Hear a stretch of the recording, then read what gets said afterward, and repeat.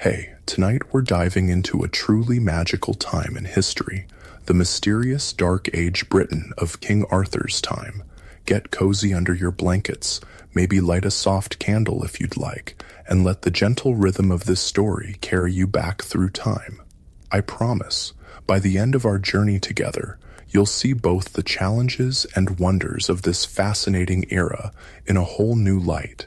Congratulations, you've just woken up in 5th century Britain, around the year 450. The air feels different, fresher, wilder somehow. There's a cool morning mist hovering just above the ground, and the scent of wood smoke drifts through the air.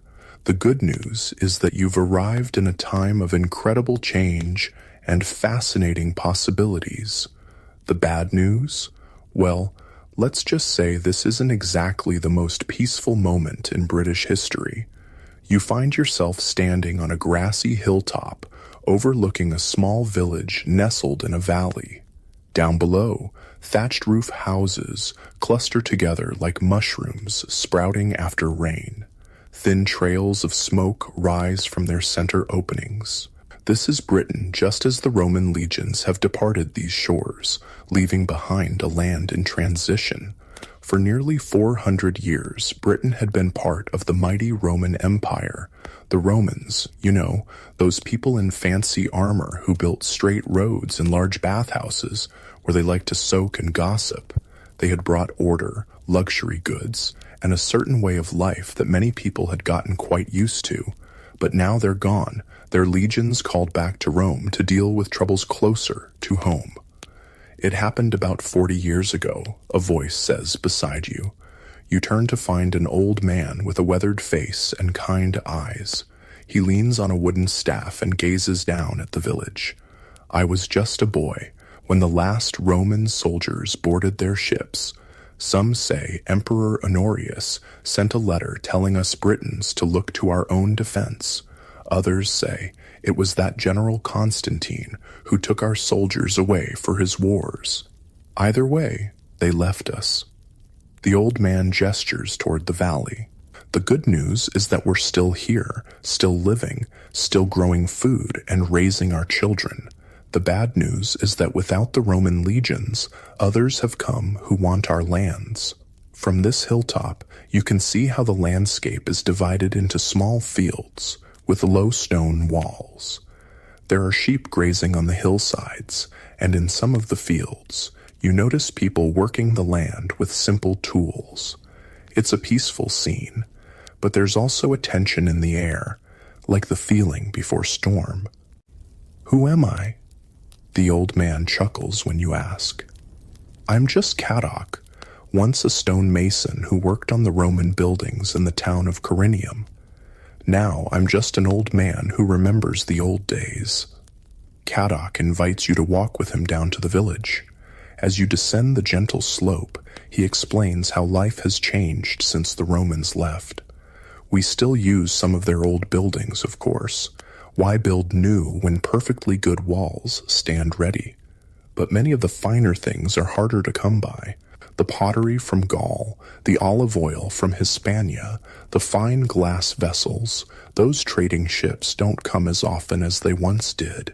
As you enter the village, you notice immediately how different it is from the Roman towns that once dominated Britain. Gone are the straight streets laid out in grids, the stone buildings with their red-tiled roofs, the forums and bathhouses. Instead, this village seems more organic, with round or rectangular houses arranged in family groupings. Most houses are simple affairs, wooden frames covered with wattle and daub, woven sticks plastered with a mixture of mud, straw, and animal dung. The roofs are thatched with reeds or straw, and in the center is an opening to let the smoke escape from the hearth inside. These homes aren't divided into separate rooms like modern houses. Instead, each house is basically one large room where the family lives, cooks, eats, and sleeps together. Come, says Caddock, beckoning you toward one of the larger houses at the center of the village. Let's see if Branwen has any of her morning bread to share. Inside the house, the air is warm and fragrant with the smell of baking bread. The floor is packed earth, and in the center burns a small fire in a stone-lined pit. Smoke rises lazily toward the hole in the thatched roof. Around the walls are simple wooden benches and shelves holding pottery containers, wooden bowls, and tools. A woman with graying hair woven into a long braid looks up from where she's tending the fire. This is Branwen, the village's most respected healer and midwife. Her eyes crinkle with welcome as she sees Kadok, and she gestures for you both to sit on the benches near the fire. "Breaking your fast, are you?" she asks, pulling a flat loaf from the edge of the fire. She breaks it into pieces, handing you a warm, fragrant chunk. It's coarser than the bread you might be used to, made from barley rather than wheat, but it's delicious all the same, especially when she drizzles it with a bit of honey from a small pottery jar. "Our visitor has come from far away," Kadok tells Branwen, who nods as if the arrival of strangers from distant times isn't all that unusual. "Then you'll be wanting to know how we live," she says, settling beside you. "It's simple, but good. Our life here. We grow our barley and our vegetables. We raise sheep for wool and meat, and keep some cattle. The forest gives us game and honey, berries, and nuts in their seasons." You notice that she wears a simple woolen dress, dyed a deep blue, with a cloak pinned at the shoulder with a bronze brooch. Around her neck is a leather cord from which hangs a small cross, evidence that Christianity has taken root in Britain during the Roman years. "The old ways and the new flow together like streams joining a river," she says, noticing your glance at her cross. "Some follow the Christ, some honor the old gods, and many do a bit of both, just to be safe." As you eat, more villagers begin to drop by, curious about the newcomer. They're dressed similarly to Branwen, the men in simple tunics and breeches, the women in long dresses. Their clothes are made of wool or linen, often dyed with natural colors from plants, blues, greens, yellows, and reds. Most wear leather shoes or boots, though some of the children run barefoot. A young man named Garant tells you proudly about his work as a blacksmith. "I learned from my father, who learned from his," he says. "The skill of working iron is precious. We can't make the fine things the Romans once brought, but I can forge a good blade or mend a broken plow." You notice that despite the departure of the Romans, their influence lingers. Some villagers use Latin words mixed with their British Celtic language. The pottery, though cruder than Roman wares, still shows some Roman styling. And when Branwen treats a child's cut finger, her knowledge of healing herbs comes from a mixture of traditional wisdom and Roman medical knowledge. As the morning progresses, you help the villagers with their daily tasks. You join women grinding grain between round stones to make flour. You watch men repairing the thatch on a roof, working together with practiced efficiency. Children collect eggs from the chickens that scratch in the dirt between houses, and older boys drive the sheep to pasture. "It's not always this peaceful," Kadok tells you as you help him mend a wooden fence. "That's why most of our villages are built on higher ground now, with ditches and earthen banks for protection. The good news is that we can see enemies coming. The bad news is that they still come." He explains how the departure of the Romans left Britain vulnerable. "From across the eastern sea come the Saxons," he says, his voice lowering. "Tall, fierce warriors with axes and long knives. Some say the British leaders invited some as mercenaries to help fight against the Picts and Scots who raid from the north, but now more come, bringing their families, looking to settle on our lands." The worry in his voice is clear, and you begin to understand why this period would later be called the Dark Ages. It's not that culture or learning disappeared entirely, but that the orderly Roman world had given way to something more uncertain, more dangerous. "But we have hope," says a strong voice behind you. You turn to see a tall young man with broad shoulders and clear, intelligent eyes. He's dressed more finely than the other villagers, with a tunic of good cloth and a cloak pinned with a silver brooch. A sword hangs at his side, not a crude weapon, but one of fine craftsmanship. This is Bedwyr, Caddoc says with obvious respect. He rides with the war band of our king. Bedwyr nods in greeting. I've come to bring news, he tells the gathering villagers. Our lord has won a great victory against the Saxon raiders near Baden Hill. Their ships have been driven back to the sea. A cheer rises from the villagers, and you feel their relief like a physical thing. This battle, Baden Hill, rings a bell in your memory. It's one of the few historical events associated with the legendary King Arthur in later chronicles. Is your lord? You begin to ask Bedwyr, but he's already moving toward Branwen's house, where it seems a council of village elders will hear his news in more detail. Come, says Caddoc, guiding you to follow. You should hear this too. Inside Branwen's house, more benches have been brought in, and the important people of the village gather.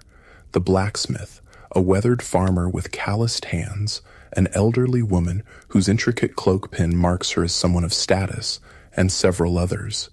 You and Caddoc find places at the edge of the circle. Bedwyr stands in the center, the firelight casting dramatic shadows across his face as he speaks. Our lord, the Bear of Britain, the Dux Bellorum, the leader of battles, has proven again why the tribes chose him as High King. You feel a tingle of excitement. The Bear of Britain, in Latin, that would be Ardus or Artorius, names that could easily evolve into Arthur in later tellings. The Saxons came with 30 ships, Bedwyr continues, landing near the old Roman fort at Portus Adorni. They burned 3 villages before our lord could gather his war band, but gather he did, calling on warriors from many tribes, the Dumnoni, the Cornovi, the Dobuni, and more. As Bedwyr speaks, you can almost see the battle in your mind's eye, not the romanticized version from later medieval tales, but something grittier and more real. Warriors in iron helmets and leather armor, carrying spears, swords, and round wooden shields, not knights in shining plate armor on horseback, but fierce fighters on tough little ponies or on foot in tight formations. Our lord led the charge himself, Bedwyr says with pride. His sword flashed like lightning in the rain. The Saxons broke before him, and those who could fled back to their ships. You notice how Bedwyr never actually names this lord, this Bear of Britain. Perhaps the name Arthur came later, or perhaps it was a title rather than a name. Historians have long debated whether Arthur was one real person, a composite of several leaders, or purely a legend.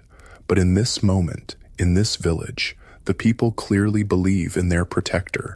After the formal news, the meeting breaks up into smaller conversations. You listen as Bedwyr answers questions from the villagers. Yes, their lord's fortress at Cadbury is being strengthened with new earthworks. No, the Saxon leader called Ale has not been captured, but has retreated to his settlements in the east. Yes, warriors from loyal villages would be welcome to join the High King's war band, especially those with their own weapons and horses. As evening approaches, the village prepares for a modest feast to celebrate the good news.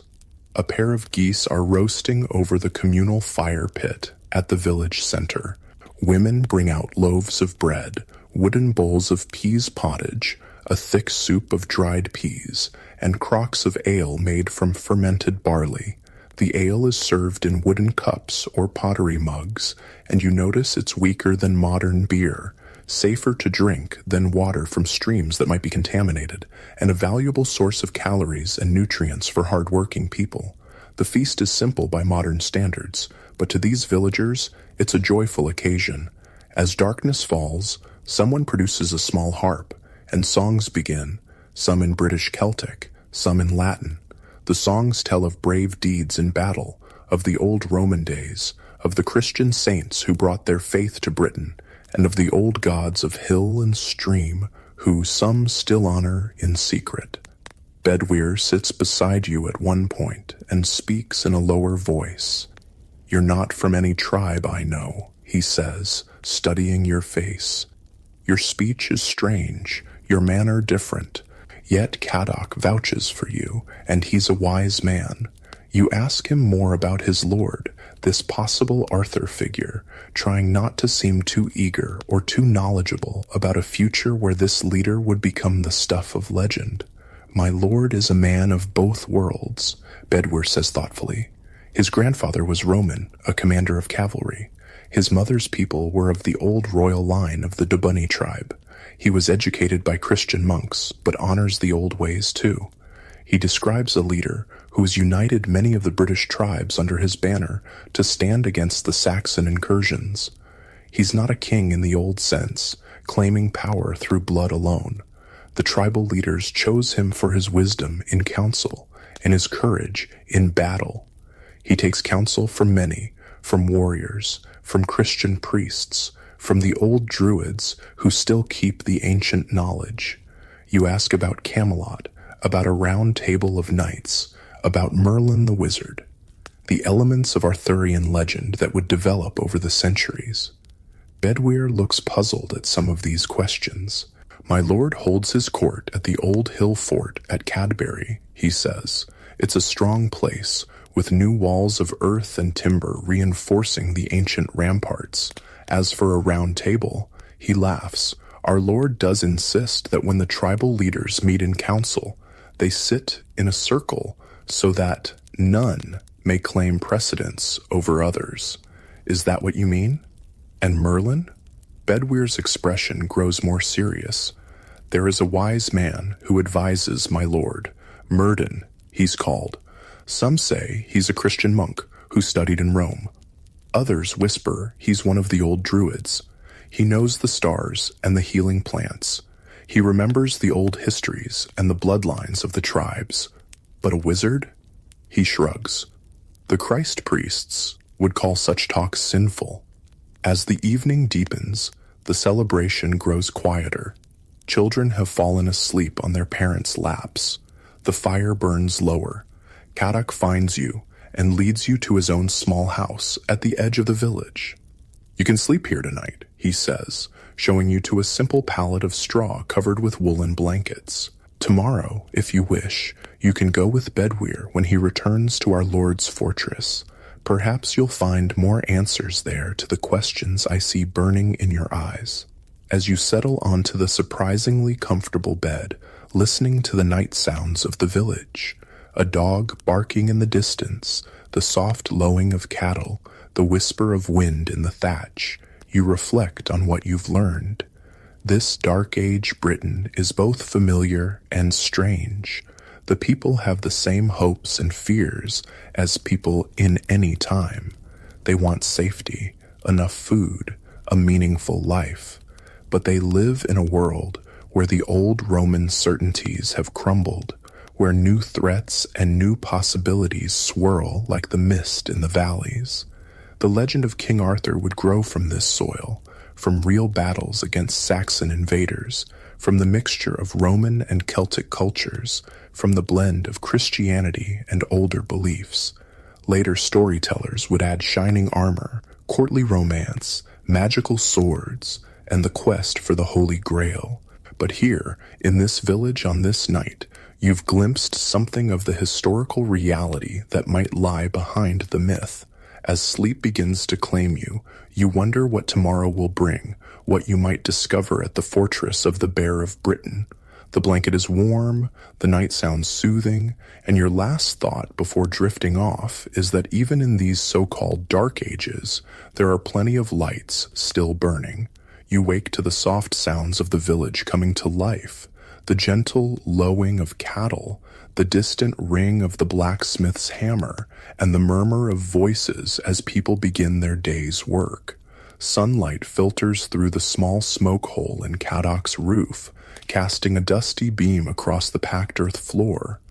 For a moment, You feel suspended between dreams and reality, between your own time and this ancient world of Dark Age Britain. Caddock is already up, stoking a small fire in the central hearth. "Good morning," he says, noticing you're awake. "Bedwyr plans to leave for our Lord's fortress after breaking fast. If you still wish to go with him, best rise and prepare yourself." Outside, the morning air is crisp and clean in a way you've never experienced before. Without factories, cars, or power plants, the sky is a deeper blue than you've ever seen, and the sense of wood smoke, earth, and growing things fill your lungs. You realize that in this world, people rise and sleep with the sun. There are no electric lights to extend the day, no clocks to regiment time beyond the natural rhythms of daylight and darkness.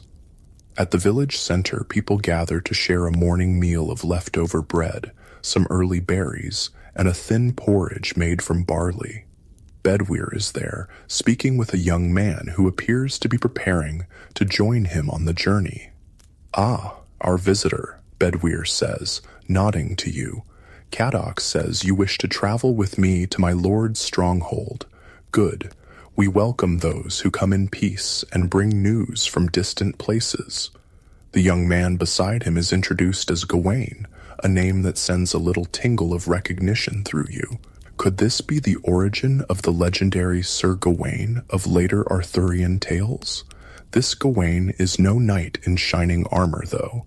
He's a sturdy youth of perhaps 18 years, dressed in simple woolen clothes with a short sword at his hip and a wooden shield slung across his back. Gawain has decided to join our Lord's war band, Bedwyr explains. His father was a warrior before him, and the boy has skill with blade and spear. Soon, you're ready to depart. The villagers gather to bid farewell, with Branwen pressing a small pouch of dried herbs into your hands. "For strength on the journey," she says with a warm smile. Caddock clasps your forearm in the warrior's grip that was common in these times. "Perhaps our paths will cross again," he says. "May your god or gods watch over you until then." Your journey begins on foot, following old trackways that wind through valleys and forests. "We'll meet horses at the next village," Bedwyr explains. "My lord keeps mounts stationed at friendly settlements for his messengers." As you walk, the landscape of 5th century Britain unfolds around you. It's both familiar and strange. The rolling hills, the woodlands, the meadows are in the same places they'll be in your time, but their character is entirely different. The forests are deeper and more extensive, covering much of the land that will later be cleared for agriculture. These are ancient woodlands of oak, ash, birch, and hazel, teeming with life: deer, wild boar, wolves, and countless birds. "The forest gives us much," Bedwyr says, noticing your gaze. "Wood for our houses and our fires, game for our tables, honey from the wild bees, nuts and berries in their seasons. The monks say their God made the forest for man's use, but the old wisdom teaches that we are part of it, not its masters." You pass occasional fields where farmers work the land with simple tools: wooden plows, sometimes tipped with iron, pulled by oxen, wooden rakes and hoes, sickles for harvesting grain. The fields are small by modern standards, often surrounded by earthen banks or rough stone walls. The good lands near the villages are worked in common, Gawain explains. Each family has their strip to tend, but all help with the plowing and harvesting. You notice that the crops are different from modern farms. There's barley and some wheat, but also spelt, rye, and oats. Between the planted fields are fallow areas where livestock graze, mostly sheep and some cattle, smaller than modern breeds. Around midday, you stop by a clear stream to rest and eat some of the provisions Branwen packed: hard bread, dried meat, and a small clay pot of honey. As you eat, Bedwyr points out plants along the stream bank. "That one there," Water mint is good for stomach ailments, he says. And that one with the white flowers is meadow sweet. The healers use it for fevers and aches. My lord's advisor, Murden, knows all the plants and their uses. Some call him a magician for his knowledge, but he says it's just the old wisdom, passed down through generations. This mention of Murden, the historical figure who might have inspired the legendary Merlin, piques your curiosity. You ask Bedwyr more about him. Murden was born to the north, among the Vodadini tribe, Bedwyr says. His mother was a wise woman, his father a bard who knew all the old stories. When the Christ priests came to their village, Murden learned their wisdom too, their writing, their knowledge of distant lands. Some say he studied in the great library at Eberacum before the Saxons took the city. This blend of Druidic knowledge and Christian learning might explain how the historical Myrddin evolved into the wizardly Merlin of later legends. In this transitional period, the old Celtic wisdom was merging with Christian teachings, creating a unique cultural blend. As the day progresses, you arrive at a larger village where horses await. These are not the massive destriers of later medieval knight stories, but smaller, hardier mounts, similar to modern ponies. They're sure-footed and tough, well-suited to the rough terrain of 5th century Britain. Mounted now, you make better time, traveling along what remains of an old Roman road. Though unmaintained for decades, the Roman engineering was so sound that parts of the road are still usable, a raised causeway of packed gravel and stone cutting straight across the landscape. The Romans built well, Bedwyr acknowledges. Their roads, their walls, their fortresses, much still stands. My lord says we should learn from them, take what was good in their ways, while holding to the best of our own traditions. As you ride, Bedwyr points out places of interest, a distant hill fort from the old days before the Romans, the ruins of a Roman villa, now partially dismantled as villagers repurpose the stone, a sacred spring where people still leave offerings, Christian crosses now mingling with the older Celtic tokens. By late afternoon, you begin to climb higher, following a ridge that offers expansive views of the surrounding countryside. In the distance, you can see what appears to be a large hill with terraced earthworks circling its summit. Even from here, you can make out movement on those ramparts, people going about their business, guards patrolling the walls. Cadbury, Bedwyr says with evident pride, the stronghold of our Lord, the Bear of Britain. As you draw closer, you realize that what appeared to be a natural hill is actually an ancient fort, its defenses recently strengthened and expanded. Multiple rings of earthen ramparts circle the hill, creating tiered defenses. Wooden palisades top these earthworks, and at the main entrance, substantial timber gates stand open, guarded by men with spears and shields. This, then, might be the historical reality behind the legendary Camelot. Not a fantastical castle with soaring stone towers, but a practical, defensible stronghold combining ancient British hill fort traditions with newer innovations. Approaching the gates, Bedwyr is recognized immediately. The guards straighten, thumping their spear butts against the ground in salute. They eye you and Gawain with curiosity, but ask no questions. Bedwyr's word is clearly sufficient to grant you entry. Inside the gates, you find yourself in a bustling community. The hilltop is covered with buildings of various sizes, most built of timber with wattle and daub walls and thatched roofs, but some using stone salvaged from Roman ruins. At the very top of the hill stands the largest structure, a great hall with smoke rising from a central opening in its roof. People of all kinds move purposefully through the settlement. warriors in leather armor with swords at their sides, craftspeople carrying their tools, women with baskets of food or bundles of cloth, children running errands or playing in the open spaces. There's none of the rigid class separation that will characterize the medieval period. This is a more egalitarian society, though still with clear leadership. Bedwyr leads you to a smaller building near the Great Hall. "Rest here," he says. "Refresh yourselves. I must report to my lord, but with good fortune, you'll meet him at the evening meal in the hall." The building proves to be a guest house of sorts, with several sleeping pallets along the walls and a small hearth in the center.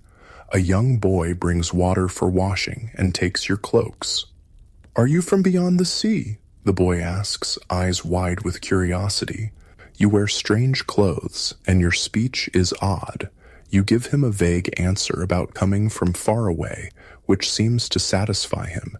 He introduces himself as Say, another name that rings bells from Arthurian legend, as Say would evolve into the Sir Kay of later stories. After washing away the dust of travel, you and Gawain venture out to explore the stronghold. The atmosphere is one of purpose and energy. This is clearly a place where people feel hopeful despite the uncertain times. Near the center of the settlement, you find craftspeople at work in open-air workshops. A potter's wheel spins as skilled hands shape a vessel from local clay. Nearby, a weaver works at a vertical loom, creating cloth from wool dyed with plant materials.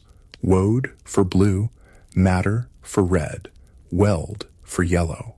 A tanner stretches cured hides, while a leather worker cuts and stitches the finished leather into shoes, belts, and armor. "Our Lord encourages all skills," says a voice beside you. Turning, you see an older man with clear, intelligent eyes. His simple robe bears embroidered symbols that blend Christian and older Celtic designs. A wooden cross hangs at his neck, but also a small pouch that might contain herbs or charms. "I am Myrddin," he says, studying you with evident curiosity. "Bedwyr told me of your arrival. He says you ask many questions about our Lord and our ways. Your heart quickens at meeting this living version of Merlin, not a long-bearded wizard in starry robes, but a thoughtful man whose knowledge bridges multiple traditions. He radiates not magical power, but a deep wisdom and calm authority. Walk with me," Myrddin invites, "and perhaps we can enlighten each other." As you stroll through the settlement, Myrddin explains more about the community and its leader. "Our Lord was chosen by the Council of Tribes," he says. "In the old days, each tribe had its king, but when the Saxons began to settle our eastern shores in greater numbers, the wise among us saw that we must unite or fall one by one." He describes how the man you're increasingly certain must be the historical Arthur united various British tribes through diplomacy, martial prowess, and a vision of a Britain that preserved the best of both Roman and Celtic heritage. He was raised and educated by an old Roman family, Myrddin says. He reads both Latin and Greek, knows the military tactics of the great Roman generals, understands Roman law and administration, but his mother's blood is of the ancient royal line of the Dobuni, and he honors our tribal ways as well. When you ask about religious practices, Myrddin gives a nuanced answer. "The Christ faith has taken deep root in Britain," he acknowledges. "The Romans brought it, and many found truth in its teachings. Our Lord himself was baptized as a child. But the old ways have wisdom too, respect for the land, for the turning of the seasons, for the balance of all things. A wise leader honors both paths, taking what is good from each. This spiritual flexibility might explain why Arthur's court in later legends could incorporate both Christian elements like the Holy Grail and magical elements from older Celtic traditions. As evening approaches, people begin gathering toward the great hall at the summit. Cooking fires burn nearby, and the smell of roasting meat fills the air. You follow the flow of people up to the hall's entrance, a large doorway flanked by carved wooden posts. Inside, the hall is a single vast space. A central hearth runs down the middle, with smoke rising to vent through the roof opening. Long tables and benches line the sides, with a slightly raised platform at the far end holding a larger table. Torches in iron brackets and small oil lamps provide flickering light as darkness falls outside. The hall fills quickly, with people taking their places, warriors, craftspeople, visiting tribal leaders, all mingling with surprisingly little regard for rank or status. This is not yet the rigidly stratified society of the Middle Ages. A hush falls as a group enters from a side door near the high table. At their center walks a man of medium height but commanding presence. He's perhaps 40 years old, with dark hair showing touches of gray at the temples. He wears a fine tunic of deep red wool embroidered at the edges, with a cloak fastened by an impressive silver brooch. A sword hangs at his side, not the mythical Excalibur of legend, but clearly a weapon of fine craftsmanship. As this man takes his place at the center of the high table, Bedwyr appears at your side. "Come," he says, "our Lord wishes to meet you." Heart pounding, you follow Bedwyr to the high table. The man, surely the historical Arthur, though no one has yet spoken that name, regards you with keen intelligence. "Welcome to our hall," he says in a voice accustomed to command, but warm with genuine welcome. "Bedwyr tells me you come from distant shores, with strange tales and questions about our ways." Before you can respond properly, there's a commotion at the hall's entrance. A warrior staggers in, blood seeping from a wound in his side. "My lord," he gasps, "Saxon ships, at least 20, landing near the old Roman port. They've burned the fishing village at the river mouth and are moving inland." The hall erupts in shouts and questions. The leader raises a hand, and silence falls immediately. "How many warriors?" he asks, his voice calm but urgent. "Several hundred at least," the messenger replies. "Led by a chief in a helm with raven wings." The leader nods thoughtfully, then begins issuing clear, concise orders. Warriors are to prepare to ride at first light. Messengers will be sent to allied villages to gather more fighters. Supplies must be readied for the campaign. As the hall buzzes with purposeful activity, the leader turns back to you. "It seems our conversation must wait," he says with a small smile. "War calls, as it so often does in these troubled times. But join us at our table tonight, and tomorrow, if you wish, ride with us to see how we defend our lands against those who would take them." You're seated near the high table, alongside Myrddin, who watches the proceedings with thoughtful eyes.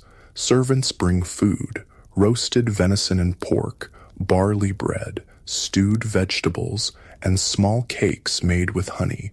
The drink is mead, a sweet fermented honey beverage, and a lighter ale made from barley. "This is the rhythm of our days," Myrddin comments quietly.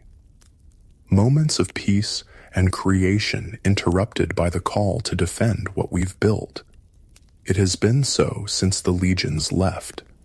Perhaps it will always be so. As the meal progresses, you observe the interaction between the leader and his people. There's respect, but not the fawning deference that will characterize relationships between lords and subjects in later medieval times. He listens to the council of tribal elders, of battle-hardened warriors, and of craftspeople with equal attention. When a dispute arises between two men over who should lead a particular warband, he settles it with wisdom and fairness. "He has created something rare here," Myrddin says, following your gaze. "Not just a warband or a tribal kingdom, but a community where all contribute according to their skills and all have voice in council. The Romans had their assemblies, and the tribes had their councils. Our Lord takes the best of both traditions." You notice that around the high table sit representatives of different tribes and regions, some with the dark features common to the original Britons, others with the lighter hair that might indicate some Roman ancestry. They're men and women alike, each apparently respected for their wisdom or skills. Is that the origin of the Round Table? You ask Murden in a low voice. He looks at you with renewed curiosity. Round Table? An interesting phrase. Our Lord does insist that in council we sit in a circle so that all may see each other's faces and speak with equal voice. In the old days, the tribal kings would argue endlessly about who should sit in the place of honor. Our Lord says that in his council, the only place of honor is earned by wisdom and courage, not by birth alone. This practical arrangement for tribal governance, it seems, would evolve over centuries of storytelling into the legendary Round Table of Arthurian romance.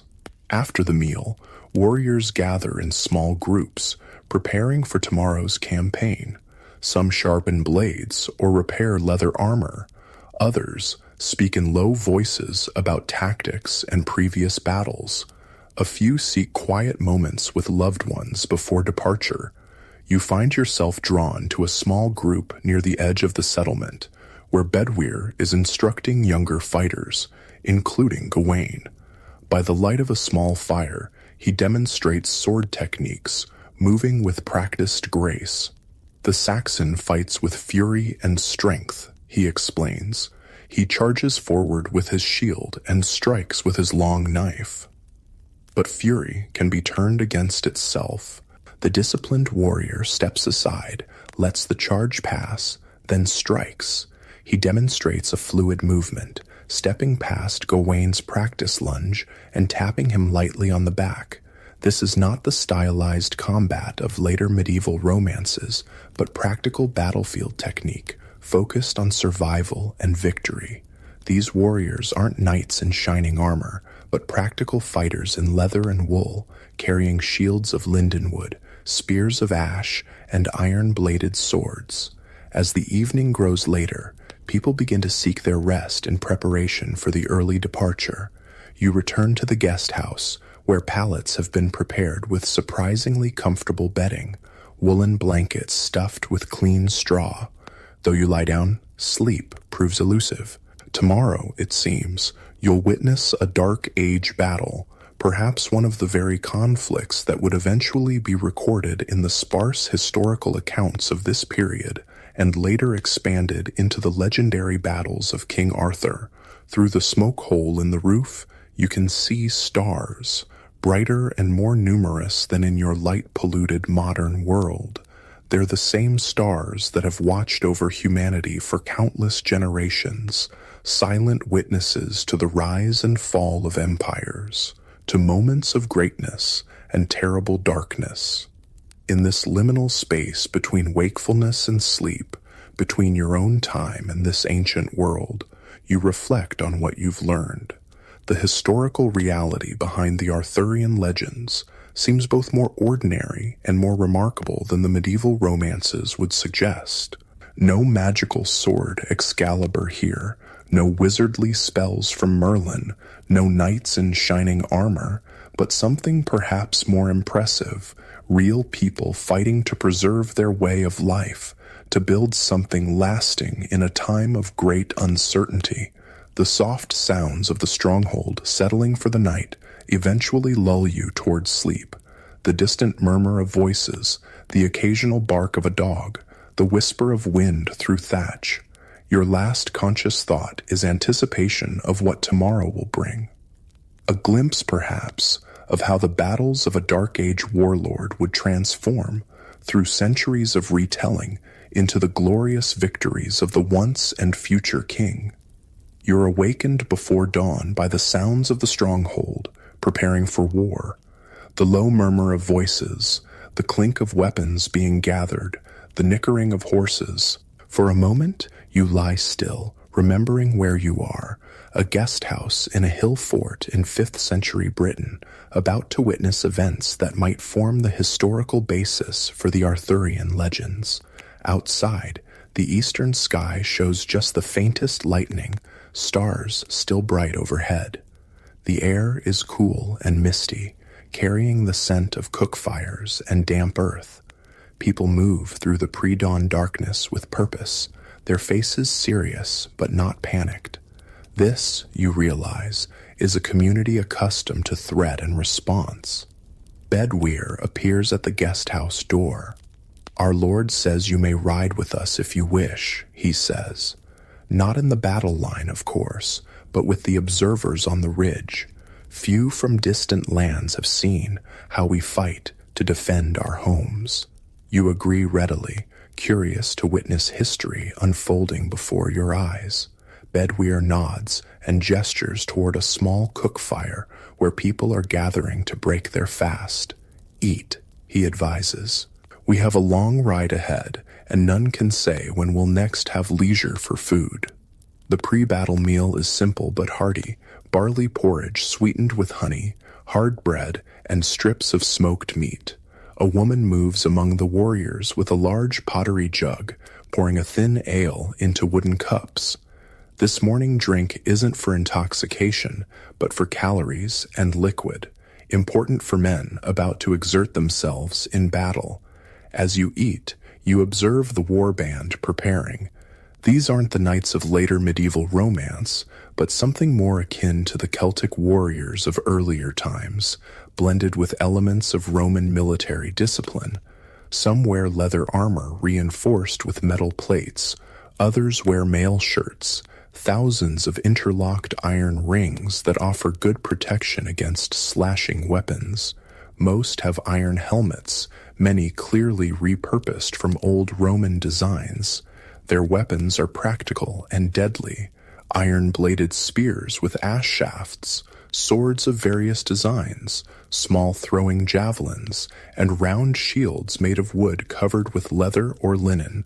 Some carry bows, though these appear to be hunting weapons pressed into military service rather than the specialized war bows of later centuries.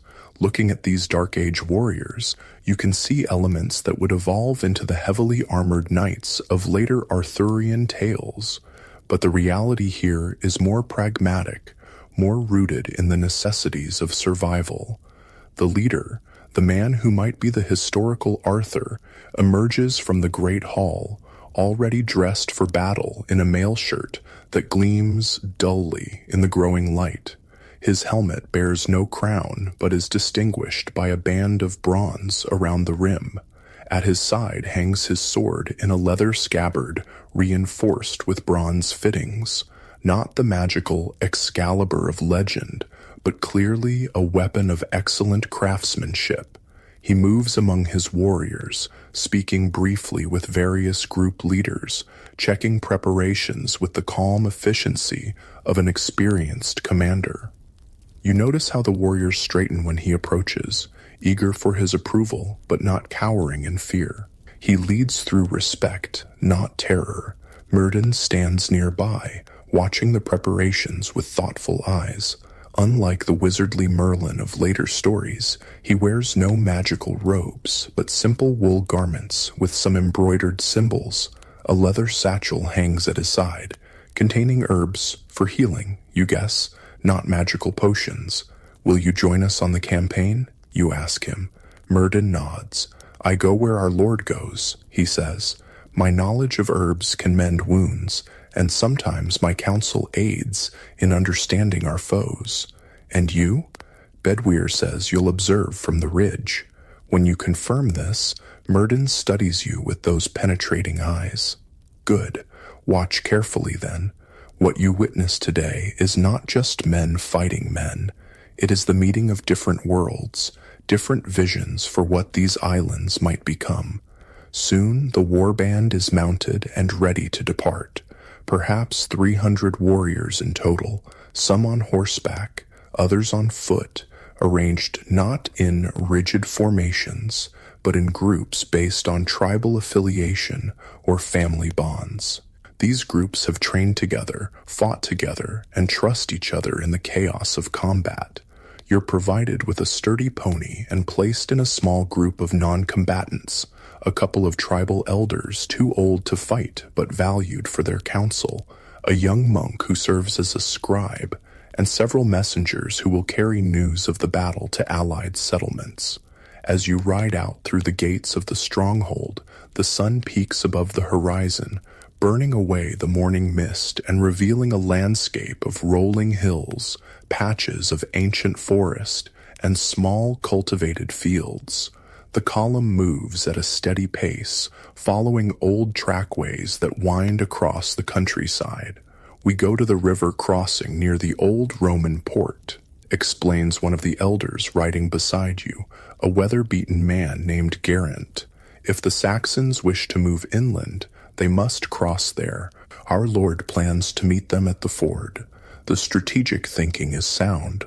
Rather than allowing the invaders to push deeper into British territory, the defenders will confront them at a natural choke point where the Saxons' numbers won't be as advantageous. As you ride, Geraint shares his knowledge of the Saxons. "They come from the Eastern Sea," he says, pointing toward the distant coast. "Their homeland is cold and often flooded, so they seek new lands. Some were invited as mercenaries generations ago to help defend against the Picts and Scots from the north, but more came, bringing families, looking to settle." He describes the Saxon culture as different from the Romano-British, more tribal, less influenced by Roman ways. "They have their own gods, their own customs," he explains. "Some learn our ways and live peacefully alongside us, but others—" he gestures toward the horizon where you're headed. "Others come with fire and sword, taking what they want." By midday, your group has covered considerable distance. The terrain has changed, becoming flatter as you approach the river valley. In the distance, you can see a thin column of smoke rising, evidence perhaps of the village the messenger mentioned being burned. The war band stops to rest briefly in a sheltered valley. Food is distributed. More hard bread, dried meat, and some early summer berries gathered along the way. The warriors check their equipment one last time, speaking in low voices about the coming battle. You notice young Gawain sitting somewhat apart, his face serious as he sharpens his sword with practiced movements. Approaching him, you see a mixture of excitement and fear in his eyes, natural emotions for anyone facing their first major battle. "I keep thinking of my father," Gawain says when you sit beside him. "He died fighting the Saxons 3 summers ago. He taught me the sword from the time I could lift one. I hope—" He pauses, swallowing hard. "I hope I bring honor to his memory today." Throughout the journey, you've observed how this society views warfare. It's not the romanticized chivalric combat of later Arthurian tales, but neither is it viewed as glorious in itself. Rather, it's seen as a grim necessity, a duty to protect home and family. Warriors gain respect not for killing, but for preserving their communities through courage and skill. The rest period ends all too quickly, and soon you're riding again, now with greater urgency as scouts return with news that the Saxon force is indeed heading toward the river crossing. By mid-afternoon, you reach a range of low hills overlooking a broad river valley. The river itself gleams in the sunlight, a silver ribbon winding through green meadows. At one point, the river widens and shallows, the ford where the confrontation will happen. On the far side of the river, you can see movement, the Saxon war band emerging from a distant wood. Even from here, you can make out their distinctive appearance, many with long blonde hair and beards, carrying around shields painted with fearsome designs, armed with spears, long knives, the sayax that gave the Saxons their name, and throwing axes. Bedwyr leads your group of observers to a position on a hilltop with a clear view of the ford, but well back from the potential fighting. "Stay here," he instructs. "You'll see all that happens, but be safe from stray arrows or flanking movements." From this vantage point, you watch as the British force deploys with impressive discipline. The leader, this proto-Arthur figure, positions his warriors carefully. Spearmen form a shield wall near the ford, creating a bristling barrier of points. Behind them, sword fighters wait to exploit any breach. On the flanks, mounted warriors prepare to sweep around and attack from the sides if opportunity presents. Murden comes to stand beside you on the hilltop, his eyes narrowed as he studies the deployment. "Our Lord learned much from the old Roman manuals of war," he comments, "but he adapts their teachings to our weapons, our terrain, our enemies. That is his genius." As the Saxon force approaches the opposite bank, you witness something unexpected. Rather than immediately attacking, the British leader rides forward with just a small honor guard and raises his hand in a gesture for parley. After some visible discussion among the Saxon leaders, one of them, a tall figure in a helm adorned with raven wings, steps forward with his own guards. The two leaders meet in the shallows of the ford, water swirling around their horses' legs. Though you're too far away to hear their words, you can see they speak for some time, gestures occasionally punctuating their conversation. "What are they doing?" you ask Murden. "Our Lord always offers peace before war," the advisor explains. "He offers the Saxon leader land east of the river if they will settle peacefully and acknowledge his overlordship. Some accept such terms. Not all Saxons come for bloodshed alone. Many seek only land for their families." After what seems an eternity of tense conversation, the two leaders turn back to their respective forces. From the continued preparations on both sides, it's clear that peace has not been achieved. "The Saxon wants more than our Lord can give," Murden sighs. "So now blood must speak where words fail." What follows is not the choreographed, one-on-one combat of later Arthurian romances, but the harsh reality of Dark Age warfare. The Saxons advance across the ford in a wedge formation, shields overlapping, voices raised in a rhythmic chant that carries clearly across the valley. The British spear wall stands firm, presenting a hedge of iron points. From your distant vantage point, the battle unfolds like a living tapestry, terrible in its way, but also grimly fascinating as an historical moment. The initial clash sends ripples through both formations. Men fall on both sides. The ford's waters run red. For a time it seems the Saxon wedge might break through the British center by sheer momentum and weight of numbers. But then you see the British leader, this historical Arthur, move his mounted warriors in a sweeping arc to strike the Saxon formation from the flank. The maneuver works brilliantly, caught between the spear wall to their front and mounted warriors on their flank. The Saxon formation begins to crumble. Individual combats break out across the ford and on both banks, warriors grappling in the mud, the clang of weapons carrying clearly in the afternoon air. Through it all, you can track the British leader by his distinctive helmet and the banner carried nearby. A red dragon, you realize, a symbol that will feature prominently in later Arthurian legends. He fights not from a safe distance, but in the thick of combat, his sword rising and falling, his shield turning aside Saxon blows. He leads from the front, Geraint says beside you, pride evident in his voice. That is why men follow him, not because of his birth or wealth, but because he never asks others to take risks he will not take himself. The battle's tide turns decisively when the Saxon leader, he of the raven-winged helm, falls in single combat with the British commander. You can't see the details from this distance, but a great cry goes up from the British fighters, and the Saxon formation dissolves into a fighting retreat. Not all the invaders flee. A significant group lays down weapons and kneels in submission. This, too, is different from how later medieval tales would portray such conflicts.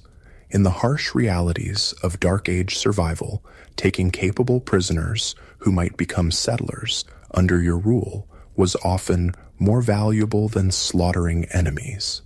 As the fighting subsides, leaving the ford and its approaches littered with fallen warriors from both sides, you witness the aftermath of Dark Age battle, something rarely depicted in later romantic tales.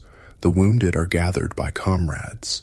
Healers, including Myrddin, move among them, applying herbal poultices, binding wounds, sometimes performing the grim task of ending suffering that cannot be relieved.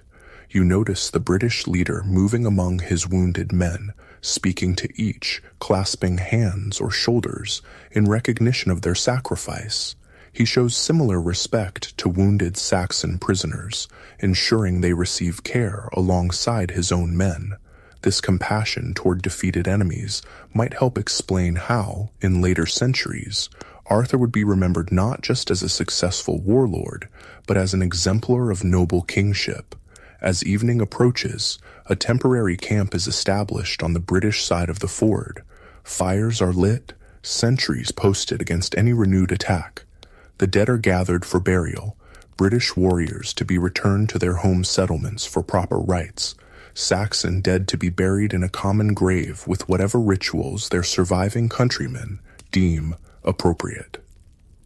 You're permitted to join Myrddin as he works among the wounded, applying his knowledge of herbal medicine.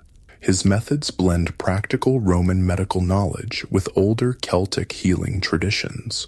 For pain, he uses extracts of willow bark, a natural source of the same compound found in modern aspirin. For preventing wound infection, he applies poultices of garlic, honey, and certain molds, practices that foreshadow modern antibiotic treatments. The Romans knew much of healing, Myrddin explains as he works, but our own wise women and healers preserved older knowledge too. Both traditions have value. You notice that while Myrddin works, he often murmurs what sound like prayers or charms, some invoking Christ as healer, others seeming older, perhaps addressed to Celtic deities of healing like Brigantia. Again, this blend of traditions characterized the transitional nature of Dark Age Britain. As darkness falls completely, you join a small gathering around one of the fires. The British leader is there, his armor removed to reveal a simple tunic, now stained with blood and mud. A minor wound on his forearm has been bandaged. He accepts a wooden cup of mead with a nod of thanks, his face showing the fatigue of battle but also quiet satisfaction at the day's outcome. Myrddin sits beside him, speaking in low tones. You catch fragments about the Saxon prisoners, arrangements for wounded warriors, plans for the next day's march back to the stronghold. This isn't mystical counsel from wizard to king, but the practical advice of an experienced advisor to a military leader. When they notice you hovering nearby, the leader gestures for you to join them. "Come, traveler," he says. "Sit and warm yourself. This has been a hard day, but a good one for our people." Settling beside the fire, you're struck by the man's presence. He's neither the mythical figure of later romances nor a simple barbarian warlord. Instead, you see someone educated in Roman ways but deeply connected to his British tribal roots, a leader trying to preserve what's valuable from the past while adapting to the harsh new realities of a post-Roman world. When you carefully ask about his background, confirming what you've heard from others, he nods. "My grandfather was a Roman officer," he explains, "commander of cavalry along the northern frontier. He married a woman of the Brigantes tribe. My father served Rome too, until the legions were recalled. He taught me Roman letters, Roman tactics, but my mother was of the royal line of the Debuni, and from her I learned the old stories, the old ways." you realize you're hearing the life story of someone who might well be the historical Arthur, not the magical king of medieval romance, but a real Dark Age leader whose accomplishments would, over centuries of retelling, transform into legendary deeds. The Saxons call me Artorius Bear Killer, he continues with a small smile, because of a bear pelt I wore in my first battle against them. My own people shortened it to Artus or Art. Names matter little. What matters is that our people survive these dark times. This casual comment electrifies you.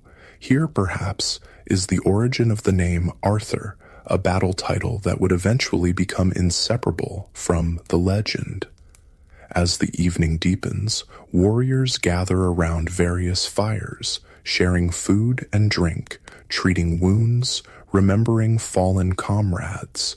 You witness the communal grieving rituals of this society, not stoic silence, but open expression of loss through shared stories, songs commemorating brave deeds, and ritual toasts to those who've fallen. They fight fiercely, but not for glory alone, Murden observes, following your gaze to a group of warriors singing a low, haunting melody. They fight for their families, their homes, their way of life. That is why they follow our Lord, because he fights for the same things, not for personal power. Later, as the camp settles for the night, you find yourself unable to sleep despite the day's excitement. You wander to the edge of the camp, where sentries keep watch against any renewed Saxon threat. The night is clear, stars brilliantly visible in a way rarely seen in your light-polluted modern world. One of the sentries, an older warrior with a deeply scarred face, nods in acknowledgement of your presence. "Cannot sleep?" he asks. That's common after battle, even for those who only watched. He introduces himself as Bors, another name that will feature in later Arthurian tales. When you ask how long he has followed the leader, he chuckles. Since he was barely more than a boy, leading his first war band against Saxon raiders. 15 years now at least. I've seen him grow from a brave but reckless youth to the leader he is today. Bors describes campaigns against various Saxon groups, battles against Pictish raiders from the north, and even conflicts with other British tribes reluctant to join the alliance.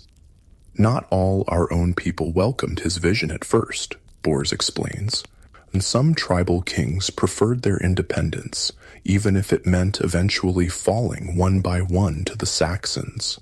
His account helps you understand how this historical leader, whether named Arthur or something else, created a briefly unified British resistance against Saxon expansion, an achievement that would later be romanticized into the glorious realm of Camelot.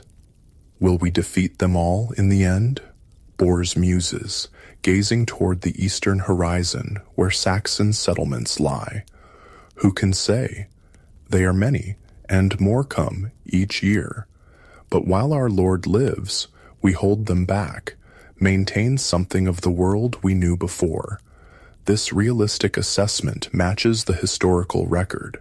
The Saxon advance was temporarily halted in the late 5th and early 6th centuries, possibly due to British resistance under a leader like Arthur, but would eventually continue until much of what is now England fell under Saxon control. Returning to the main camp, you pass by where the leader sits in quiet conversation with Murden and a few other advisors. Their discussion appears serious, not just about tomorrow's return march, but longer-term strategies for defending British lands and preserving their way of life. You realize you're witnessing leadership in its most fundamental form, not the divine right of kings from later eras, but authority earned through competence, courage, and care for one's people. This, perhaps more than any magical sword or mystical quest, explains why the memory of Arthur would endure through centuries. He represented the ideal of just leadership in uncertain times. As you finally settle back onto your sleeping mat, wrapped in a woolen blanket against the night's chill, your mind whirls with all you've witnessed. Today, you've seen the historical reality that might underlie the Arthurian legends, not knights in shining armor on noble quests, but practical fighters defending their homes, not magical battles against fantastical foes, but the grim necessity of warfare in an age of migration and change. Not a mythical king touched by divine favor, but a skilled leader uniting diverse peoples against a common threat. The stars wheel slowly overhead, the same stars that have watched over Britain through Roman occupation, Saxon invasion, Viking raids, Norman conquest, and beyond. In the gentle rhythm of breathing from sleeping warriors nearby, in the soft crackle of banked fires, in the occasional whinny of tethered horses, you find a connection to this distant past that's more immediate and real than any romantic tale. Sleep comes at last, bringing dreams not of mythical quests and magical swords, but of the people you've met. Bedwyr the loyal warrior, Myrddin the wise advisor, Gawain the young fighter honoring his father's memory, and the leader himself, this possible Arthur, whose real deeds would someday transform into legend. In their faces, their words, their actions, you've glimpsed the human reality behind the myth, and somehow that makes the story all the more powerful. Morning comes with the calls of birds and the soft movements of the camp awakening. Your sleep, despite the hard ground beneath you, was surprisingly deep, perhaps the result of yesterday's excitement and emotional exhaustion. Opening your eyes, you see the sky lightening from deep blue to the soft pink of dawn, wisps of morning mist rising from the river where yesterday's battle was fought. The camp is already active, with warriors packing equipment, healers checking bandages on the wounded, and cooks preparing a simple morning meal. The practical efficiency of these people continues to impress you. There's no wasted motion, no unnecessary ceremony, just the focused activity of a community that understands its purpose. "Good morning," says a now familiar voice. Turning, you see Myrddin approaching with 2 wooden cups of steaming liquid. He hands one to you. "An infusion of mint and honey," he explains. "It refreshes after sleep and settles the stomach before travel." The warm drink is pleasant, and as you sip it, Myrddin explains the day's plans. "We return to the stronghold by a different route," he says. "Slower, to accommodate our wounded, but it allows us to pass through several allied settlements to spread news of the victory. Indeed, you soon observe a different rhythm to this day's journey. The war band moves at a deliberate pace, with wounded warriors transported on improvised stretchers, carried between horses or supported on mounts led by companions.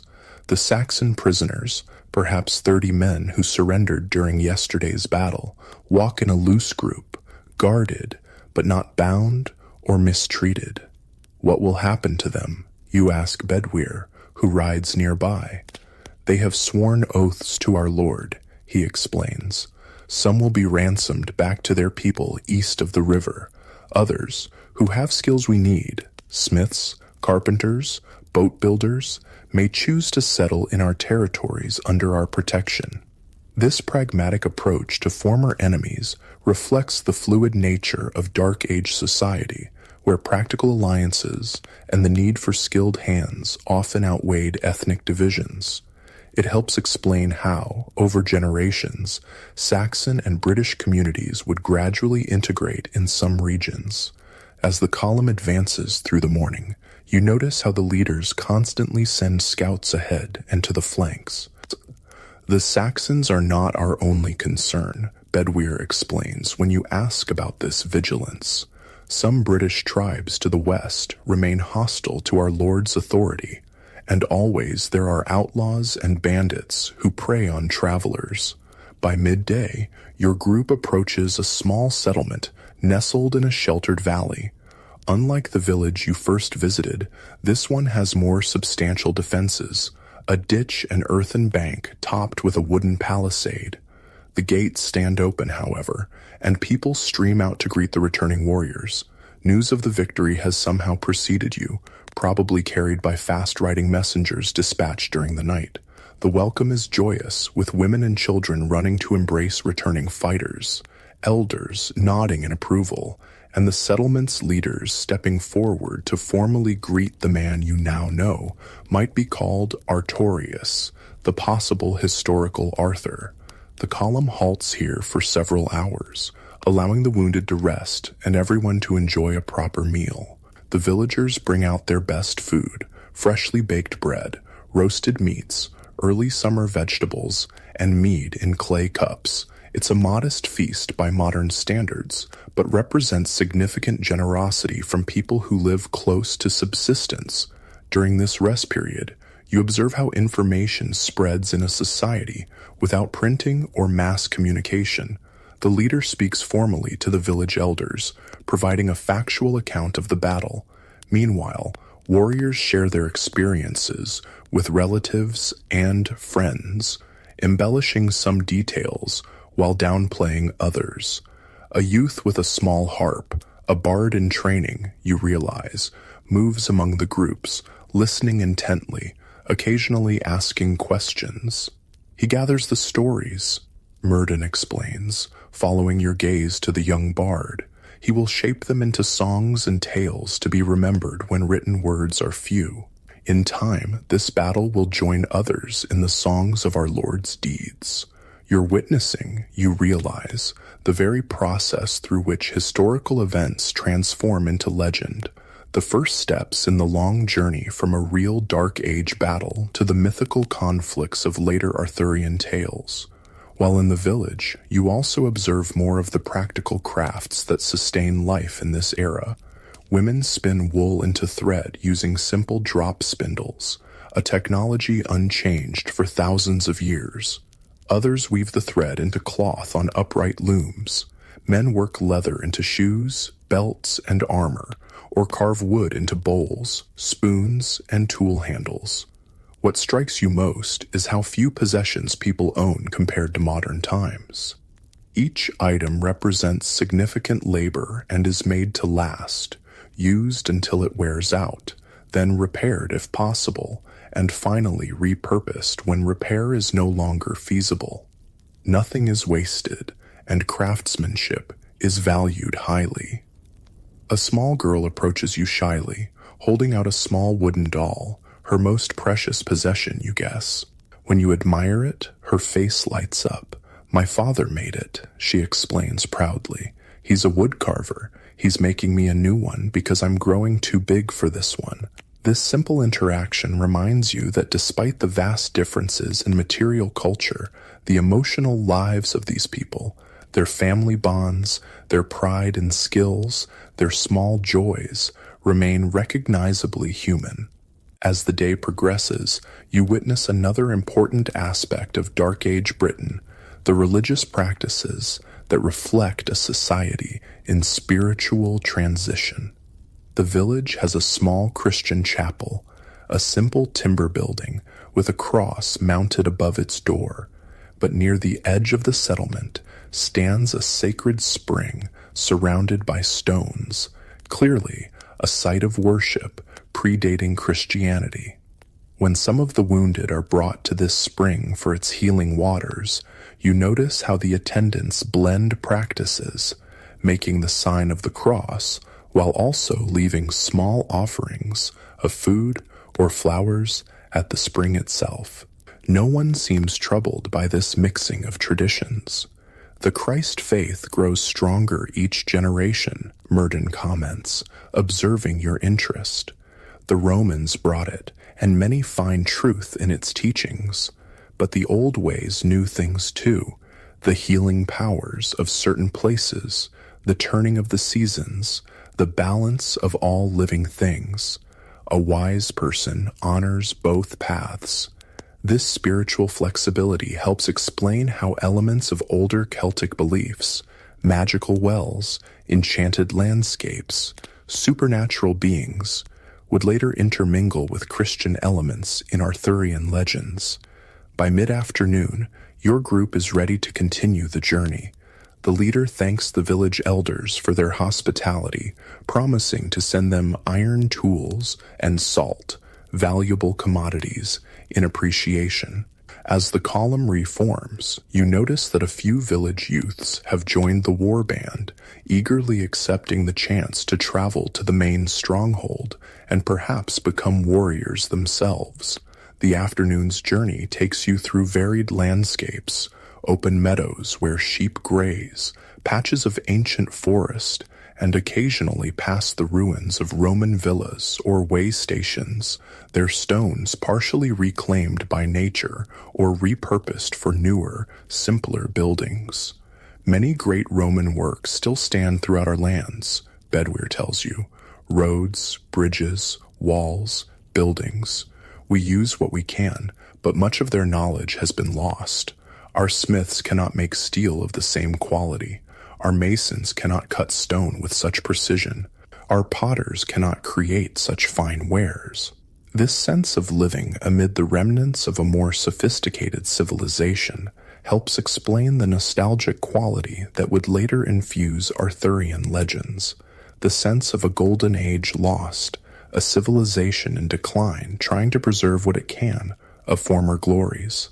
As evening approaches, the column reaches another allied settlement, this one built directly on the foundations of an abandoned Roman fort. The square outline of the old Roman walls is still visible, though the current wooden palisade follows only part of the original perimeter. Within, Dark Age buildings, mostly timber and thatch, stand alongside the stone remains of Roman structures. After another welcome and another meal, simpler this time, as this settlement has less to share, you witness an evening gathering quite different from the previous night's tired camp.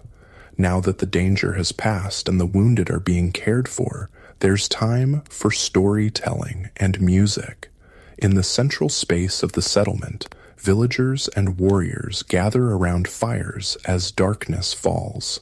The young bard you noticed earlier produces his harp and begins to play, his fingers drawing surprisingly complex melodies from the simple instrument. He sings in the British Celtic language, though occasionally Latin phrases appear in his verses. Murden translates quietly for you. He sings of past battles, of great leaders who defended our lands against invaders. He weaves our Lord's victory yesterday into the longer tale of our struggles since the legions left. You're witnessing oral history in action, the preservation and transmission of cultural memory through song and story. This tradition, you realize, would eventually preserve the memory of leaders like Artorius long after their deaths, gradually transforming historical events into the legendary tales that would become the Arthurian cycle. Later in the evening, the leader himself speaks to the gathered community, not as a remote king pronouncing edicts, but as a first among equals, sharing plans and seeking input. He describes his strategy for securing the river frontier against further Saxon incursions, calling on this settlement to provide scouts and messengers for an early warning system. We cannot match the Saxons in numbers, he acknowledges candidly. They are many, and more come each season from across the Eastern Sea. But we can outthink them, outmaneuver them, use our knowledge of the land to our advantage. His practical approach to defense focused on realistic goals rather than grandiose visions of total victory, helps explain how British communities managed to halt the Saxon advance for a time, creating the historical circumstances that would later be romanticized as Arthur's glorious realm. When the formal meeting concludes, smaller groups form around the fires. You find yourself seated with Murden, young Gawain, sporting a bandaged arm from yesterday's battle, and several local elders eager for news from other regions. Their conversation reveals much about the challenges of this era, not just external threats from Saxons, Picts, and Irish raiders, but internal struggles too. Trade has diminished since Roman times, making certain goods scarce. Knowledge is being lost as fewer people can read the Latin texts preserved in monastery libraries.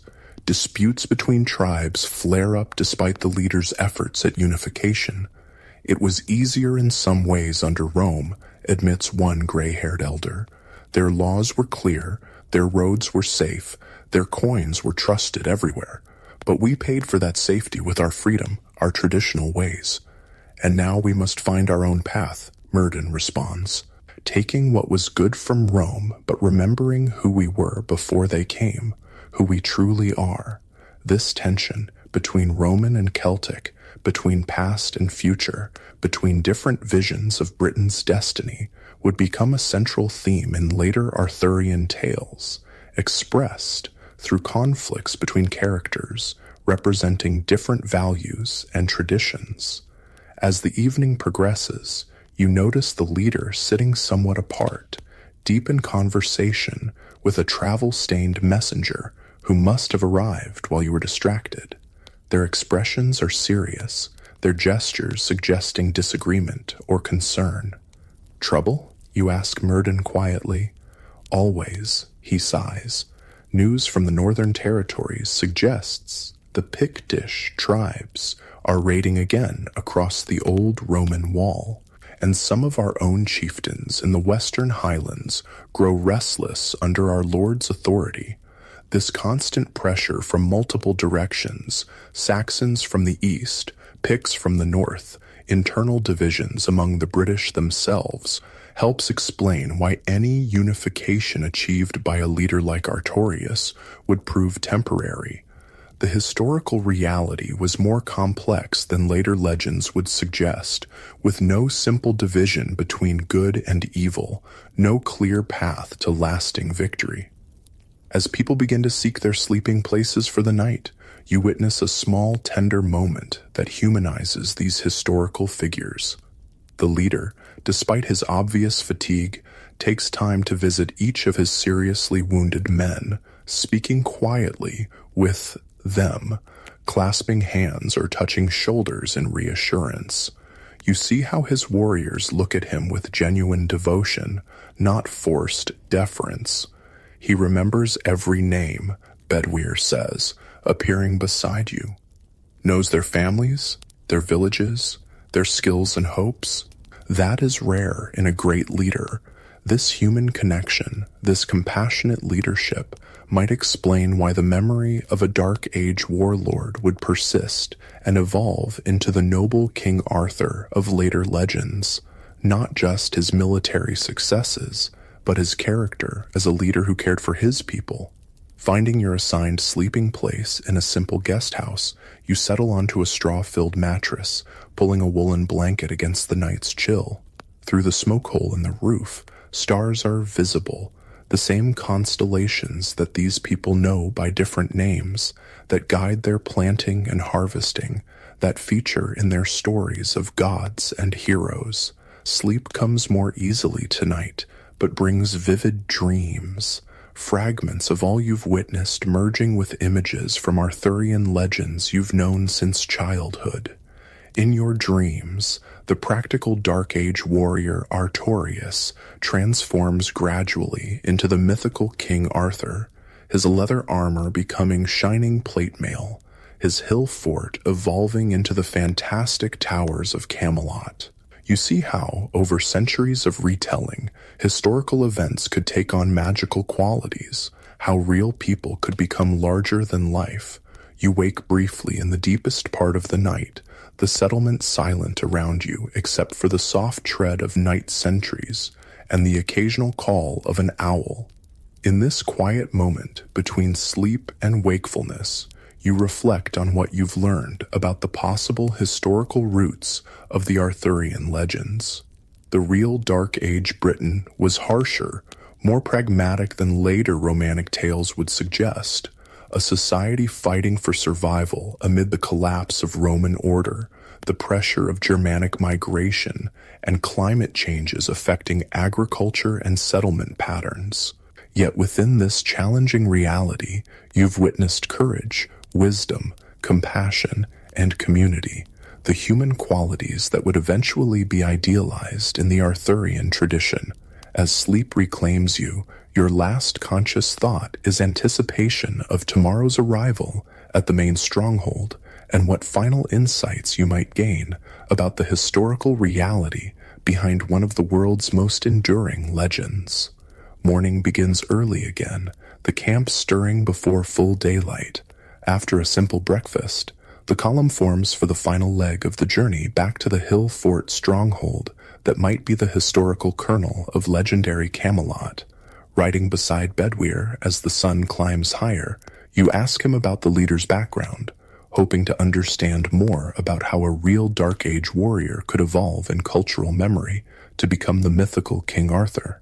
His father was a war leader before him, Bedwyr explains, commanding cavalry for the last Roman governors, then leading our defense after the legions withdrew. He taught our lord Roman tactics, Roman ideas of law and governance, but his mother was of the old royal line of the Debuni tribe, keeper of the ancient stories and customs. Our lord draws strength from both traditions.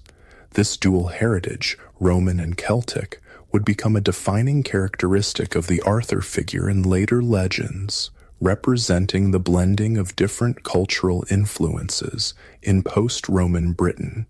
As you ride through the morning, you pass small farms and hamlets where people pause in their work to raise hands in greeting to the returning war band. You notice how the land is worked, fields divided into strips, plowed with simple tools drawn by oxen, planted with barley, wheat, oats, and vegetables. It's subsistence farming for the most part, each community producing what it needs with little surplus for trade. Near midday, you crest a hill and see in the distance the distinctive outline of the stronghold, the concentric rings of earthworks circling the hill, the wooden palisades, the great hall at the summit. After days of travel and battle, the sight clearly lifts the spirits of the returning warriors. The final approach to the stronghold is marked by ceremony.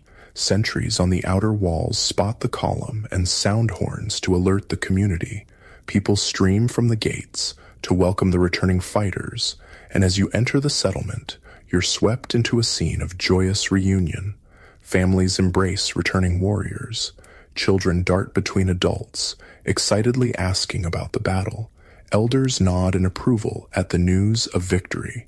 The wounded are gently helped toward the healing houses, while the Saxon prisoners are led to quarters where they'll be housed until their fate is decided.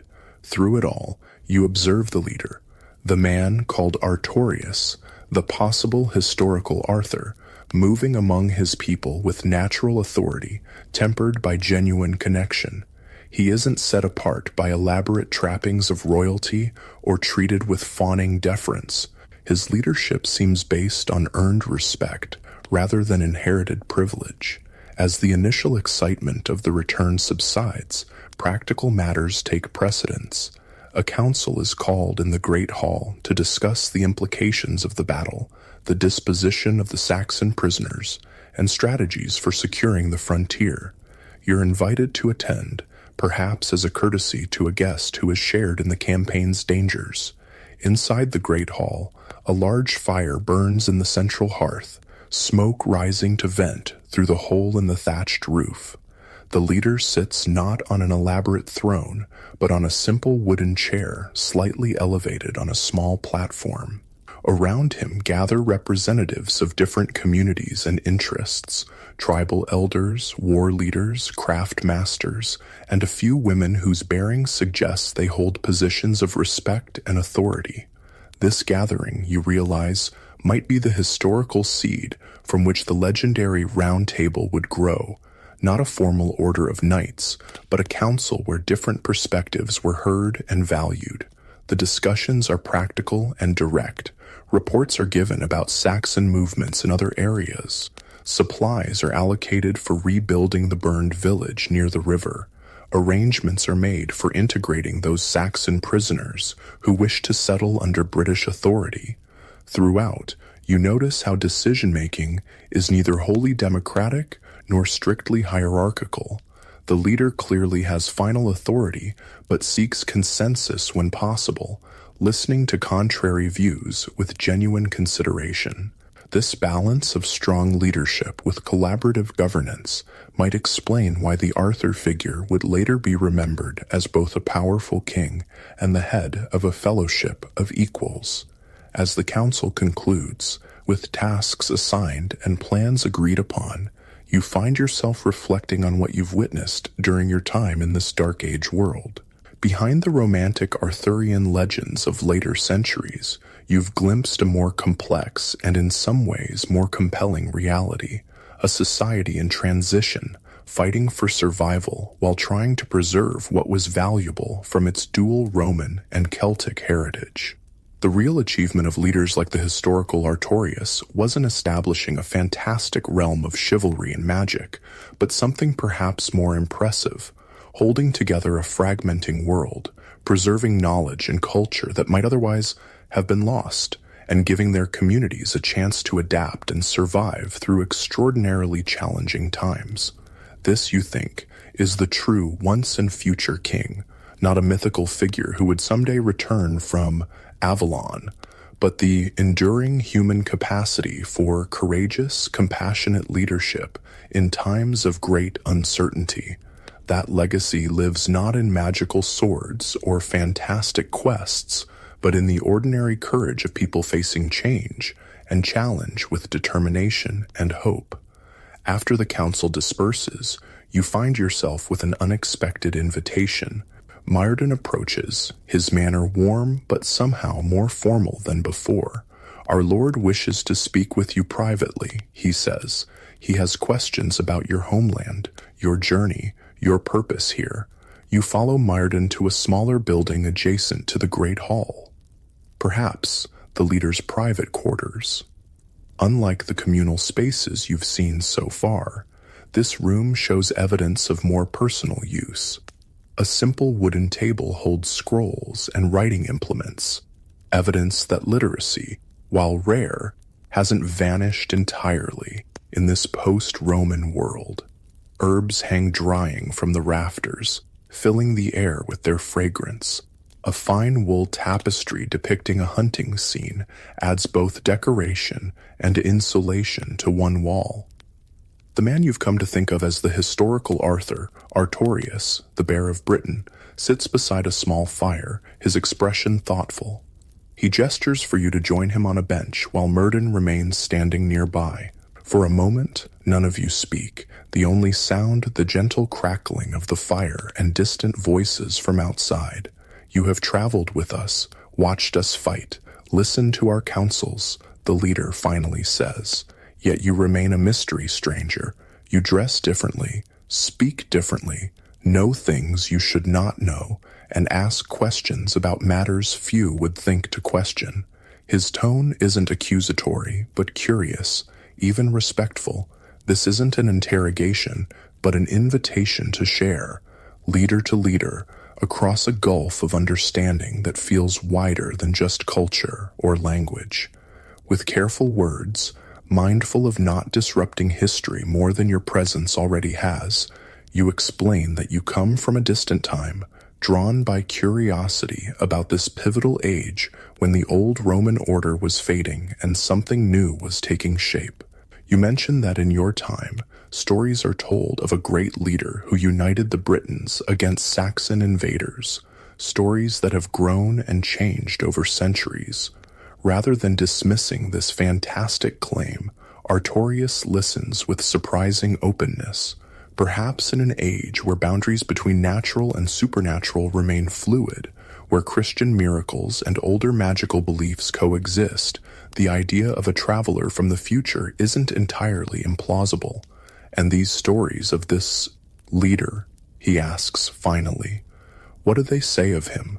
What manner of man do they claim he was? You hesitate, wondering how much to reveal. Finally, You speak of a just king who united warring factions, who fought to preserve civilization against barbarian threats, who gathered the best and bravest around him in common purpose. You mention a magical sword, a mystical advisor, knights on quests for sacred objects, keeping descriptions general enough that he might not recognize himself directly in these legends. Artorius listens intently, occasionally exchanging glances with Myrddin. When you finish, he is silent for a long moment, gazing into the fire. Stories change in the telling, he says finally. Deeds grow greater, men become more than men. The everyday transforms into the miraculous. It is the way of things. Myrddin nods in agreement. The bards must make their songs memorable, their tales compelling. Few would gather to hear of the mundane struggles we face, the broken harvest tools, the leaking roof thatch, the endless diplomacy with quarrelsome chieftains. So, the sword becomes magical, the victory more complete, the leader more perfect than any mortal man could be. There's no bitterness in their acceptance of how history becomes legend, only a pragmatic understanding of how memory and storytelling work. They seem to recognize that the transformation of truth into myth serves a purpose, preserving core values and aspirations even as factual details blur. What matters, Artorius continues, is not whether future generations remember my name correctly, or the exact battles I fought, or the true nature of my counsels. What matters is that they remember the struggle itself, to preserve knowledge, to maintain justice, to build community in broken times. His wisdom strikes you deeply. This man, whether the historical Arthur or not, understands that his personal legacy is less important than the values he embodies, the effort to protect civilization when its future hangs in the balance. Your conversation is interrupted by the arrival of a young boy, the same Say you met earlier, who might be the colonel of the later Sir Kay character. He brings word that the evening meal is being prepared and that visitors have arrived from a western settlement, bringing gifts and news. Artorius rises, the private moment giving way to public duties. Before you leave, however, he makes an unexpected offer. Remain with us for the turning of the moon, if you wish. Learn our ways more deeply. When you return to your own time, speak truly of what you have seen, not just our battles and councils, but our everyday lives, our hopes, our struggles large and small. With that invitation, you're released back into the bustling life of the stronghold. The remainder of the day passes in a whirl of activity as the community prepares for evening feasting and the reception of the new visitors. You observe how even celebrations require practical work. Food must be prepared, the great hall arranged, appropriate gifts gathered to reciprocate those brought by the visitors. As twilight approaches, you find yourself helping a group of women preparing bread for the feast.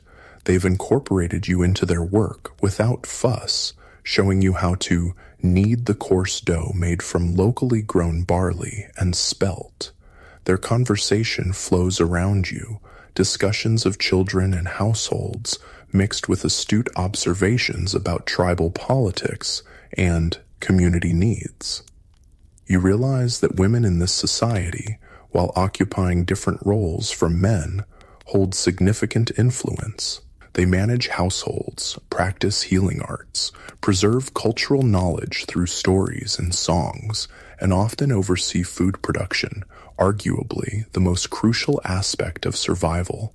Some, like Branwen from the village where you first arrived, serve as respected community leaders and advisors.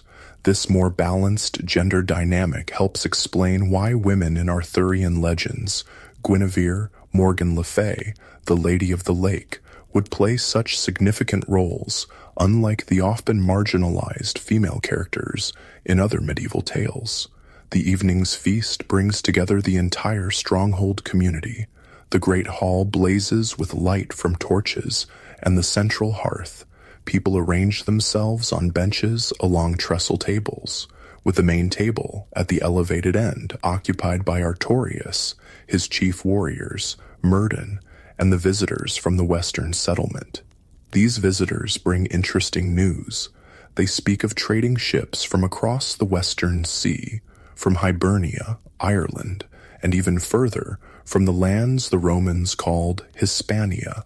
Despite the disruption of Roman trade networks, some maritime commerce continues, bringing occasional luxuries and news from distant shores. The world has not ended with Rome's retreat, Myrddin comments, when you express surprise at this continued connection to distant lands. It has changed, yes, grown smaller in some ways, more fragmented, but people still travel, still trade, still seek new horizons. This perspective challenges the common modern view of the Dark Ages as a time of complete isolation and cultural regression.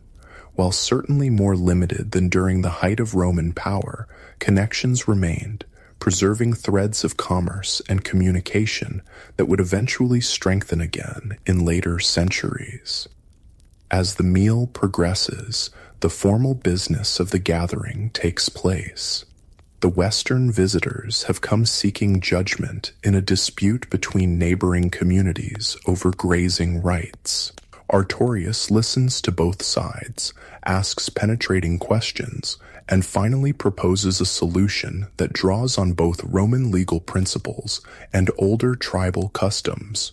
You're struck by how justice functions in this society, not through written codes and professional courts, but through the wisdom of respected leaders applying practical solutions to maintain community peace. Yet, there's structure to the process, combining elements of Roman judicial procedure with Celtic tribal traditions. After the formal business concludes, the evening turns to entertainment. A bard from the western settlement performs, his harp skills clearly respected even in this martial community. He sings tales of heroes from the distant past, figures from Celtic mythology like Cuchulainn and Bran the Blessed, but also more recent stories, including accounts of Roman generals who defended Britain against earlier invasions. Most interestingly, he performs a new composition about yesterday's battle at the river crossing. Already, you notice how the actual events you witnessed are being shaped into more dramatic narrative. The leader's combat with the Saxon chief described in more elaborate detail, the victory more complete, the Saxon retreat more decisive than what actually occurred. And so it begins, Myrddin murmurs beside you. The transformation from deed to legend, from man to myth. In 3 generations, this song will describe magical swords and divine intervention. His tone holds no criticism, only acceptance of the way human memory works. Stories must be memorable to survive, and each retelling inevitably reshapes events to emphasize meaning over literal accuracy.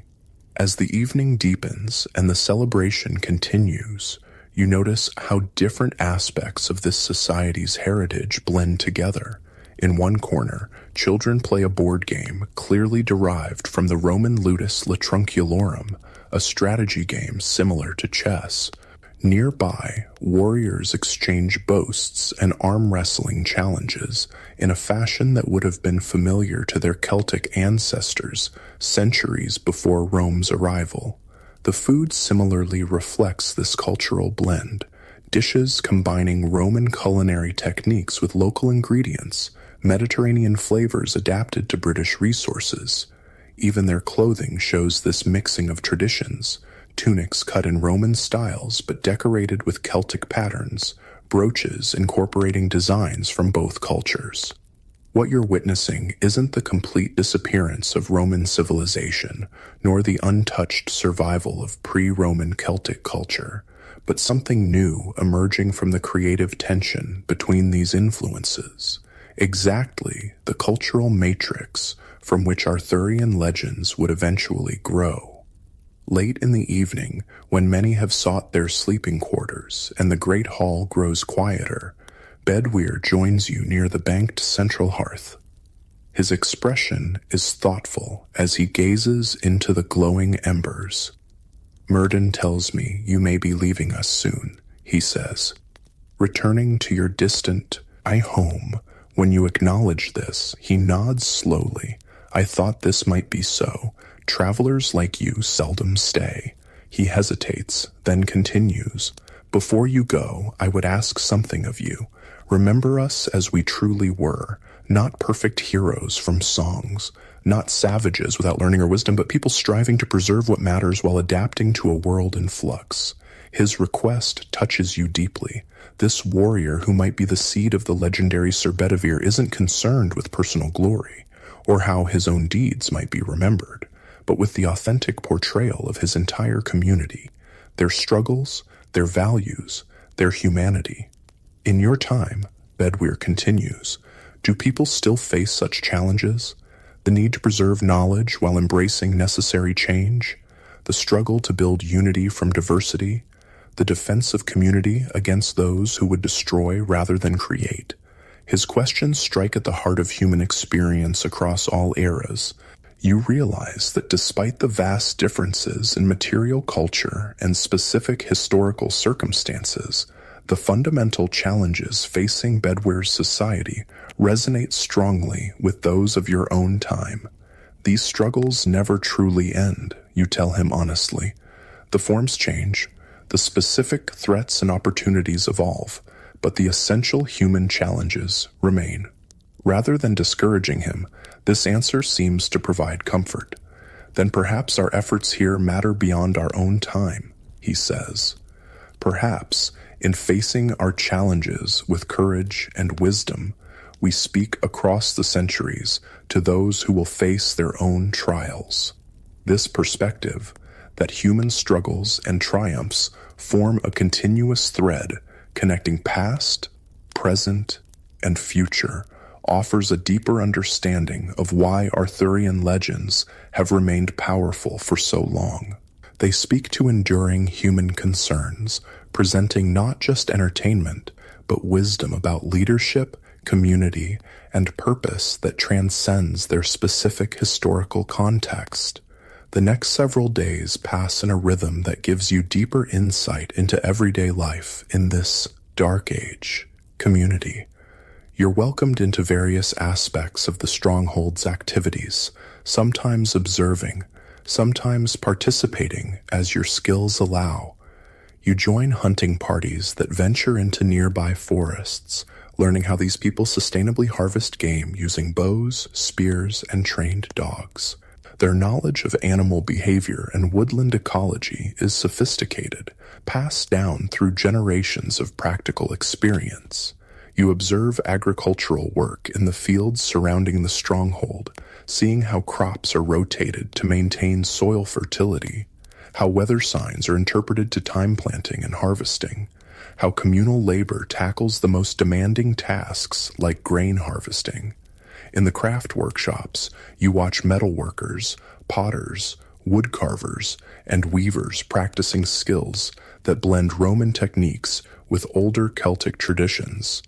Without mass production, each item is made individually by skilled hands, often decorated with personal touches that reflect the maker's creativity within traditional patterns. Children's education happens through practical apprenticeship rather than formal schooling. Young ones follow adults through daily tasks, gradually taking on more responsibility as they demonstrate readiness. Stories told around evening fires transmit cultural values, historical memory, and practical knowledge in engaging forms that lodge deeply in young minds. Beyond these practical activities, you observe the community's spiritual life. The stronghold contains both a small Christian chapel, where monks lead prayers, and a sacred grove at the eastern edge, where older rituals honor the turning of seasons and significant life transitions. Most people participate in both traditions without apparent conflict, finding different but complementary meanings in each. Throughout these days, You have occasional conversations with Artorias, Murden, and others about matters both practical and philosophical. You're struck by how their thinking blends pragmatism with deeper reflection. They must focus on immediate survival needs, yet they also ponder larger questions about purpose, justice, and the future beyond their own lifetimes. One evening, you find Myrddin atop the stronghold's highest point, gazing at the stars. When you join him, he points out constellations, naming them in both Latin and the older Celtic terms. His knowledge of astronomy is impressive, a blend of Roman scientific understanding and traditional Celtic star lore. The heavens remind us that patterns endure even as individual lights are born and die, he says. So too with human knowledge, human societies. Rome has fallen from Britain, but not everything Rome brought has been lost. What matters survives, transforms, finds new expressions. This capacity to integrate different traditions rather than seeing them as mutually exclusive seems central to the cultural resilience of Dark Age Britain and helps explain the hybrid nature of Arthurian legends, which would eventually incorporate elements from Roman, Celtic, Christian, and even later Norman traditions. As your time in this world nears its conclusion, you find yourself drawn to the children of the stronghold, knowing they represent the generation who will preserve and transmit the memory of these times.